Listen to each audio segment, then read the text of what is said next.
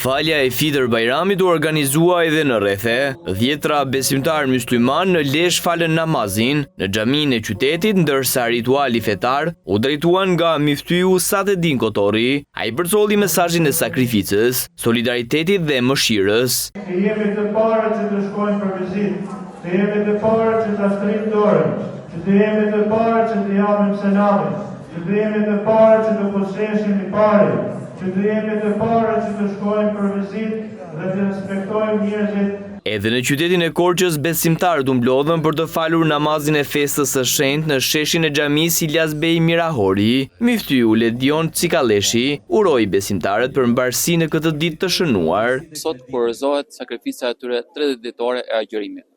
Të gjithë muslimanët për 30 ditë me radhë agjëruan, përpoqën të kryenin vepra të mira, qëndruan nga mëngjesi deri në darkë larg ushqimit, pijes dhe çdo lloj kënaqësie tjetër, vetëm për të fituar kënaqësinë e Zotit.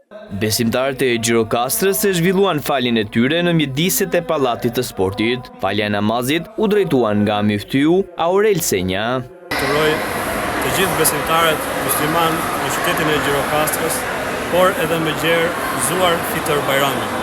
Lut Zotin e gjithësisë që t'ua ketë pranuar adhurimet, agjërimin dhe përkushtimin tuaj gjatë muajit të begat. Pas një muaji sakrificash dhe agjërimi, besimtarët musliman e Elbasan u falën në sheshin kryesor të qytetit. Miftyu Agim Duka evidentoi një rritje të numrit të rinjve që falën në xhami dhe ndjekin rritjet e fesë islame.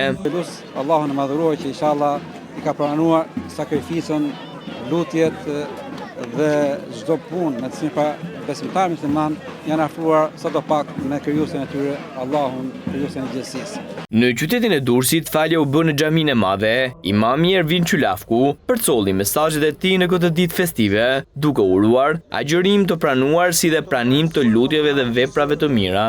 Dëshmojmë dhe deklarojmë se nuk ka zot tjetër veç Allahut, i cili meriton të adhurohet. Dëshmojmë se Muhamedi alayhi salatu wassalam është robi i dërguar i fundit të gjithësisë, i Zotit të gjithësisë.